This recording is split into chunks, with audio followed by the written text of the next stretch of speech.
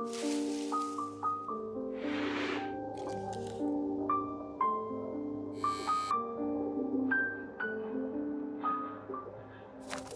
guys, it's Smurfs. Welcome back to Harpies in the Trees, where I review horror books with a supernatural focus. I hope you guys had a happy Valentine's Day. Thank you guys so much for all of your awesome comments on the anti-Valentine's Day, don't be mine, scary story time, true creepy personal stories that we were telling. It was so much fun, and it was just a really nice way to spend Valentine's Day. Because, you know, Valentine's Day can just always, you know, it can turn into its own weird thing, but we did it on purpose, so it was awesome. So if you didn't check out that video, definitely check it out. It's super fun. I definitely want to do more of these videos, and I will try to plan them out throughout the year and see who I can wrangle in my net to tell us some stories. Today I'm going to be reviewing two books. Bones by Andrew Cull and Blood and Bone by Nora Ashe. And yes, I did choose to pair these together because they both have bone in the title.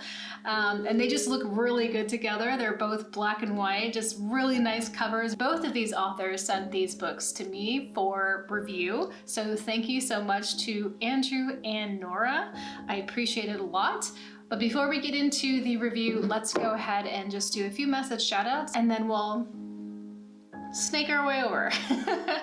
So this question comes from a video I did in January. It's the horror book tag Horror of 2020 by Marie McWilliams, which was super fun to do. And he says, I'm so happy I stumbled across your YouTube page. Love the content. Could I ask a question, please? What is your favorite horror novel of all time? So I'm going to go back into my childhood and talk about a seminal book from that time period for me, which was Pet Sematary by Stephen King. That book scared the shit out of me as a kid.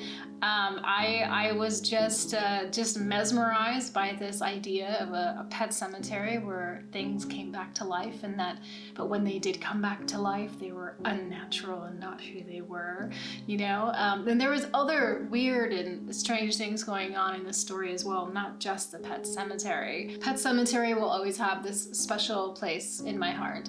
Jen Marshane says, this was really fun. As a former paranormal investigator, I love to hear these stories. This is so my vibe.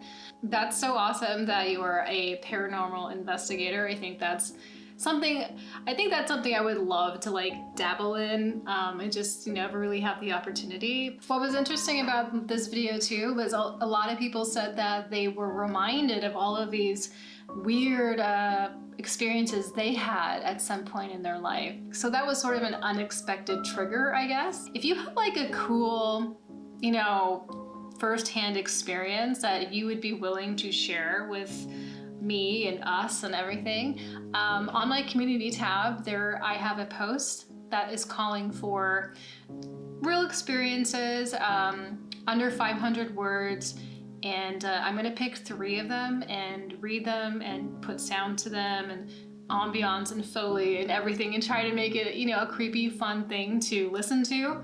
If you'd like to share your story, check out the community tab for that and just put that down there in the comments. I'm gonna be putting that together probably in the next month or so. Thank you guys so much for your comments. Now let's get on to the book review.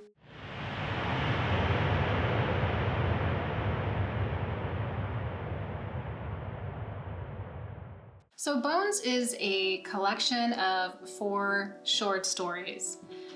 The first one is called Did You Forget About Me?, which is about a guy and his sister who go to see his father's house because his father has passed away, and they're kind of heading out there to see what's there, but also have some closure for themselves because they didn't really know their dad.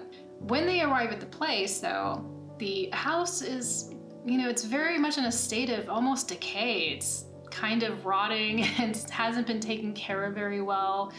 And while they're there sort of investigating the house, the brother is beginning to remember things. Memories are starting to resurface, and this is making him feel kind of uncomfortable because he doesn't really know where they're coming from or, what exactly they mean. And as the confusion is starting to rise, there's more mystery that is discovered. And this is culminating in this very eerie and creepy story. Hope and Walker is about a family that owns a funeral home. They have a young daughter who has a very unusual hobby. She likes to sketch portraits of the dead bodies that come in and out of their funeral home. But one day, a dead body comes in that she knows and she recognizes. It's a young boy that she had, played with and hung out with and knew very well. And she's drawing his portrait, and suddenly she hears his voice, and he begins to talk to her. Rough Trade is about a family in turmoil. It is a mother and father, and they have a young son. The parents are constantly bickering, fighting, screaming, just they cannot tolerate each other anymore. And the young boy is not very happy about this, and he's caught up in it. He wants it to stop, but there's no way that he can stop them from fighting. One day, a animal carcass that has been mutilated is left on their porch. They don't know where it came from. They figure another animal had just left it there, but this will be the first of many that will find themselves there. And unfortunately, because the parents are so caught up in their own issues between each other, they're not really paying attention to things they should be. Knock and You Will See Me is about a woman whose father dies, and she has a very hard time accepting this fact. She has 3 boys, but she's really not able to be their mother at the moment. She's grieving, she's unable to clean or to cook or to do much. She can't take care of anyone else right now. Once she gets back into the routine of, just doing what she needs to do for the household, she finds a note. And this note is hidden behind a couch, in between all of these toys that are piled up that her kids love to pile behind the couch. And when she opens up the letter and she reads it, it's in her father's writing. And it asks a very simple question: why?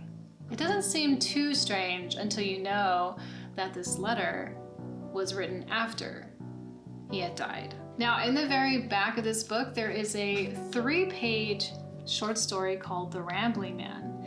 And it's not even listed in the contents. It's just something that you stumble upon, as you're finishing up the last story. But it was so cool. It's about a young girl who is taken by her village out into the woods, tied to a pole, to wait for the Rambling Man. And this is a ritual that happens with this town. And it's a type of ritual where, if you're picked as the one who goes into the woods, it's something that you should be very proud of. This is something that you're doing that's of great service. She's taken out to the woods and she's tied to a pole and she's to wait there. Hours and hours and hours go by, and she becomes kind of concerned, maybe the Rambling Man forgot about her, where is he? She finds that her bonds are actually kind of loose. So she loosens her bonds and she goes looking for the Rambling Man. And it's very cool if you like mythology and you like folklore. This is really good. It's very different from the other stories that are here, but I really, really love this, and I want to ask Cull if I can read this for a creepy read, because it's really cool. I just was so inspired by it as soon as I read it. I really enjoyed all of these stories. I think the one that I enjoyed the best besides The Rambling Man, though, was the very first one that I read, Did You Forget About Me? I really liked that one. I liked the setting. I liked the brother and sister and their relationship together, and I liked the story. The story I thought was really creepy, really eerie. There was a lot of just a lot of creepy things going on. And something weird is going on in this place, but it's not what you think it's going to be, and it kind of ties together some other things. So I really enjoyed that story a lot. Andrew Cull is a writer of quiet horror, I would say. It has that cinematic feel, it has this visualness to it. He's also really good at writing characters. I feel like these are real people when I'm reading about them, and the stories have a lot of humanity to them. Bones mostly is about the death of a loved one and kind of dealing with that and coming to terms with that. So these stories all sort of play off that bereavement and grief and loss, and also the secrets that come out when someone dies. Hope and Walker to me was like not as a strong story as the other ones were, and it was a little slow. But I did like the story and, you know, where it went eventually. The trade was really good. The main character is a young boy, so you're really caught up in his emotions and his fears.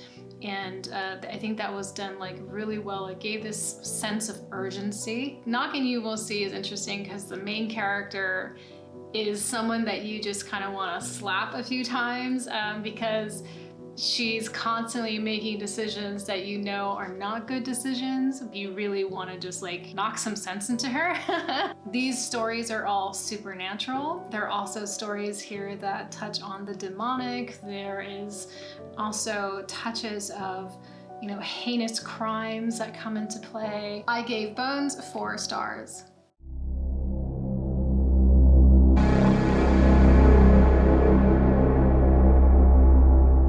Blood and Bone takes place in the future, maybe like 50 years into the future, possibly, but it's not in our time. Clara is a young soldier who goes out on raids and recons and hunting trips for a military medical complex called the Facility. The Facility exists because at some point there was an outbreak of a virus, and it affects humans by basically turning them into zombies. They operate at a necrotic level and they're hungry for human flesh. And so this causes a pretty big problem for the population, and they were referred to as rotters. One day there was a breach at the facility, and rotters and also a group called the Resistance breaks into the facility and causes complete mayhem. There is a doctor there, Braden, who is sort of a special person for Clara because they are a romantic couple, but he's also the doctor at the facility. He's the one who's creating all of the biotech that is helping humans who have been infected to not go into, I guess, full-term rotter. So he is a valuable asset. So she goes looking for him during this breach to make sure that he's okay. He's actually been mangled pretty badly, but she takes him into his office to keep him safe from the marauding rotters and the Resistance, who are going totally apeshit crazy at this point, and trying to keep him alive. Braden is taken into a operating room to have patches placed on his body, which is part of the tech that they have there. And while this is happening, Clara, while in his office, because the whole entire office had been ransacked, she sees that there is a drawer open, a drawer that has always been locked. With her curiosity piqued, she opens the drawer and she finds a folder. And in that folder, Clara reads information that chills her to the bone. And it's in this moment when Clara realizes that something's fucked up here and she needs to find out what it is. So as you guys know, I don't fucking like zombies. I don't like them because they're slow and they're dumb, and like, I like the way I like their look, you know, they look pretty cool. But I think as like reading about zombies for me, I don't know, it just does not get my blood going. It doesn't get me excited. When Nora contacted me about this book, at first I told her, I was like, you know, I don't like zombies, so I don't want to read it because I already have this bias and I feel like it won't be fair, you know, because I don't like it. Nora sort of explained this book to me a little bit and I was like, huh, okay, all right. Okay, now I want to read it. And the reason that I wanted to read it was that she explained it as like this, that it was more of a medical horror and less focused on zombies. So Blood and Bone was actually really interesting. It is a story that's sort of like a medical body horror story that's told with militaristic aspects and taking place in a society that has broken down. So let's talk about why I liked it. I liked it because it had a really great cast of characters who were really interesting. They felt like real people, and it was mainly a female cast. And there were also some ethnic diversity in there as well. It takes place in Toronto, which is kind of cool. So this is a really big story, but it's not told in a way that's tedious at all, especially with the medical terminology and the military aspects of what's happening in this story. They're not tedious. They make a lot of sense, which is nice, because a lot of the times I feel like the science of why things happen, or why they're not happening or whatever, is missing oftentimes. And this really has a very heavy but prudent hand in talking about what's happening medically in this story. Also, the military aspect and the mercenaries that are in here, the Rotters and the Resistance, which are humans that just don't want shit to do with the facility. The facility is a community of people who have already been infected, but they use their biotech to suppress this full change into a rotter, but you still have a little bit of side effects. For instance, the smell of untainted, uninfected human flesh is pretty much like smelling the best pot roast or something that you've ever smelled in your life, and this causes them to drool and to kind of just be mesmerized by the smell of humans. And one of the interesting details of the story is they use peppermint. So humans who are not infected use peppermint to hide their smell. So there's a lot of little interesting details like that have been well thought out for this story. I feel like Nora did a lot of research here. You can see it in the medical terminology.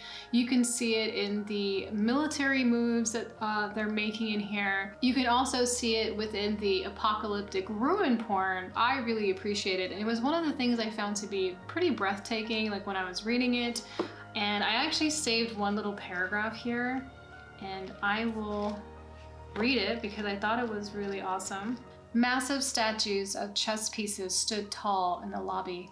They were cracked and faded in the moonlight. The moth-eaten furniture was bloodstained. Dead leaves swirled across the dusty floor, while webs hung from crumbling columns. The air smelled musty, and water damage stained the carpets. An industrious fern spread itself beyond its pot. Little seedlings sprouted throughout the cracked tiles. And in between all of this, these military operations and the medical people, doing their research, and just the soldiers always be trying to be prepared, Clara is also on her own operation, and she's trying to figure out the truth. So I liked why there was a mystery and why it had happened. I felt like everything tied together in a smart way. It didn't feel convenient at all. Fight scenes were really good and really exciting. And when you can read a fight scene and it's exciting, that's pretty awesome. And there are also some very creepy scenes, some gory scenes, some shocking scenes in there. So it was really, really cool. It was entertaining, it was fun. It was exciting, and the whole rotter aspect or the zombie aspect, it's not the main thing of the story. It's kind of just like, it's just there. It's just there because it is part of the environment, and it's sort of part of why they're doing stuff. But the interactions with the rotters that you do have on the outside, they're really good and they're really tempered, and it was the perfect amount for me. It does have a bit of a surprising ending. Not surprising maybe you would never have guessed it, but surprising in the sense that knowing the character, since I had been literally on her shoulder this whole entire time, when the ending came, I was just like, ooh, that's fucked. So obviously, if you like zombies and you like sci-fi, you like apocalyptic stuff, this is going to be a really fun read for you. So I thought this was a very intriguing, exciting, and intricate story about zombies. So I gave this 4.5 stars. So that's it for me. I hope that you enjoyed this review, and if you did, please like and comment down below. I would appreciate that. Thank you so much to the Blood Crones on Patreon. I appreciate it so much. And if you'd like to support this channel, support me, please think about joining the Patreon. Thanks so much for watching. Please take care of yourselves, wear a mask, and look out for each other. I'll talk to you next time.